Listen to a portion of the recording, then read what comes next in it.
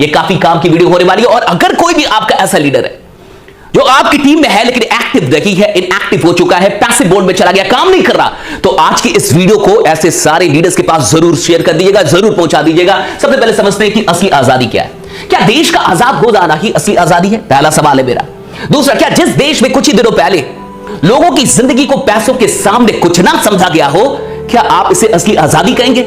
क्या भूल गए कि कुछ ही महीनों पहले जब लोग कोविड से परेशान थे तो वहां पे इंसानियत बिक रही थी, 1000 रुपए की चीजों को 90,000 और लाखों रुपए में बेचा जा रहा था, क्या आप इसे असली आजादी कहेंगे? और तीसरी चीज, क्या जिस देश में युवा बेरोजगारी की मार झेल रहे हो, क्या आप इसे असली आजादी कहेंगे? मैं आपसे ये सवाल करता हूं और इन सवालों का जवाब मुझे आपके यहां के कमेंट बॉक्स में चाहिए। कमेंट बॉक्स में मुझे जरूर जवाब दीजिए कि क्या यही असली आजादी है? कोई देश आजाद हो गया तो क्या देश का हर एक इंसान, हर एक परिवार सच में आजाद हो चुका है, या फिर अभी भी वो कई चीजों की गुलामी झेल रहा है? एक एक करके थोड़ा सा समझते हैं। पहली चीज समझते हैं कि असली आजादी का अर्थ क्या है। आप अपने मन से मजबूत हो, ना कि डर के गुलाम हो। पहली चीज कि आपका मन जो है ये मजबूत होना चाहिए, ना कि डर का गुलाम होना चाहिए। आज हम डरे हुए हैं, हमारे मन में डर है। मैं देखता हूं कि बहुत सारे लोग पैसा लगाने से डरते हैं, बिजनेस शुरू करने से डरते हैं। लोग पढ़ाई तो कर रहे हैं लेकिन उनको नौकरी मिलेगी या नहीं मिलेगी इसका डर है। लोग तैयारी कर रहे हैं लेकिन उस तैयारी के बाद वो सफल होंगे या नहीं होंगे इसका डर है। आज 20-25 साल की एजुकेशन लेने के बाद भी इंसान को इस बात का डर है कि वो अपने परिवार को चला पाएगा कि नहीं। सवाल सपनों का नहीं, आवश्यकताएं भी पूरी होंगी कि नहीं, इसका भी डर है।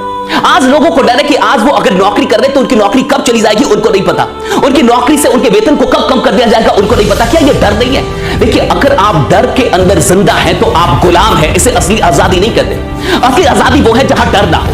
अगर किसी भी प्रकार के डर के अंदर आप जी रहे हैं तो साहब अभी आप आजाद नहीं, अभी आप बहुत गुलाम हैं। और आप झांकिए अपने अंदर, अपने दिल के अंदर झांकिए, अपने जीवन के अंदर झांकिए और पूछिए अपने आप से कि कितने प्रकार के डर से अभी आप घिरे हुए हैं। तो क्या ये असली आजादी है? क्या सच में इस देश के आजाद हो जाने से आप भी आजाद हो चुके हैं? दूसरी चीज, आपको आर्थिक तंगी में ना जीना पड़े।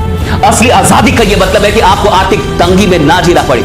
अगर आज भी आप आर्थिक तंगी में जी रहे हैं, अगर आज भी 2021 में आपका परिवार आर्थिक तंगी में जी रहा है, तो किस बात की आजादी है ये? क्या आप सच में आजाद हैं? अगर आज भी आपके पास पैसों के चलते परिवार में कलह हो रही है, परिवार टूट रहा है, दो भाई आपस में लड़ रहे हैं, परिवार के अंदर बंटवारा हो रहा है पैसों के चलते क्योंकि पैसे नहीं है, तो क्या आप इसे असली आजादी कहेंगे? अगर आप आर्थिक तंगी में जी रहे हैं तो आप किसी प्रकार से आजाद नहीं है। आप गुलाम हैं और आप आर्थिक तरीके से गुलाम हैं, आप गरीबी के गुलाम हैं। इस बात को समझिए। आपको काम मिले और उस काम में बड़ी संभावना मिले, सबसे बड़ी बात यह। सिर्फ काम नहीं चाहिए हमें, काम में बड़ी संभावना भी होनी चाहिए, तब आजादी है साहब। आपने किसी को काम दे दिया लेकिन वो 100 रुपए कमा सकता है, उस काम में उसकी कोई आजादी नहीं आने वाली। काम ऐसा हो जहां बड़ी संभावना हो कि अगर मेरे अंदर पोटेंशियल है, अगर मैं मेहनत कर सकता हूं, अगर मेरे अंदर क्षमता है तो मैं उस बड़ी संभावना तक पहुंच सकता हूं। मैं शून्य से शुरू करके शिखर तक पहुंच सकता हूं, ऐसी संभावना दीजिए, तब असली आजादी। लेकिन अगर ऐसी चीज नहीं तो फिर किस बात की आजादी है? आप देखिए कि आज बीटेक और एमबीए करने के बाद भी, कई लोग पीएचडी करने के बाद भी आज ऐसी नौकरियों की फॉर्म भरते हैं जो कहने में भी शर्म आती है। तो फिर किस बात की आजादी? आप क्या इसे आजादी कहेंगे? बहुत गौर से समझिए और आप देश को अपना समझ पाए और इसके लिए कुछ कर पाए, ये असली आजादी। अगर लोग देश को अपना समझते तो क्या इंसानियत बिकती? अगर लोग देश के लोगों को अपना समझते तो क्या लोग जब उनके सामने मर रहे होते तो क्या हॉस्पिटल के बेड की नीलामी होती? क्या काला बाजारी होती दवाइयों की? अपने आप से पूछिए। हम आजाद तो हो गए लेकिन हम अपने देश के और देश के लोगों को कितना अपना मानते हैं? हर इंसान के दिल में देश कितना धड़कता है भारत में? जरा पूछिए अपने आप से कि कितना अधिक भ्रष्टाचार है, कितना करप्शन है इस देश में। अगर कोई देश को अपना माने, देश के लोगों को अपना माने, तो वो भ्रष्ट कैसे हो सकता है?